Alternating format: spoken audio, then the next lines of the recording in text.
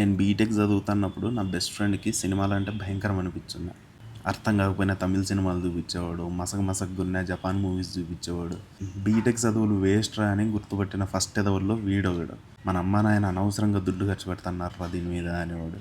నీ ఫీజు కట్టింది రాజశేఖర్ రెడ్డి కదరా అంటే అది కూడా మన డబ్బే కదా మామ, నెట్ఫ్లిక్స్ సబ్స్క్రిప్షన్ ఇచ్చినా సంతోషం కదా అనేవాడు. థర్డ్ ఇయర్లో నేను ఇంకా సప్లీలు రాయలేనురా అని ఒక లెటర్ రాసి పారిపోయినాడు. ఒక్క సినిమాకైనా నా టైటిల్ కార్డు పడే వరకు ఇంకెవరికి కనబడను అని. స్వయం కృషిని నమ్ముకున్నాళ్ళే అనుకున్నా. తర్వాత తెలిసింది వాళ్ళ అక్కనగలు అమ్ముకొని పారిపోయినాడంట. 10-12 ఏళ్ళు అయింది, బతికున్నాడా లేదా తెలియదు. లైక్ ఎవ్రీ బీటెక్ ఫ్రెండ్ 4 వారాల కింద ఫోన్ చేసినాడు. మామ నేను సినిమాలో పని చేస్తానంటరా, ప్రీ రిలీజ్ ఈవెంట్కి పిలుస్తాను, ఖచ్చితంగా రావాలన్నాడు. నిన్న వాళ్ళ ప్రొడ్యూసర్ ఫోన్ చేసినాడు. ఏమబ్బా లాస్ట్ నీతో మాట్లాడినాడు వాడు, ఏడున్నాడో తెలుసా అన్నాడు.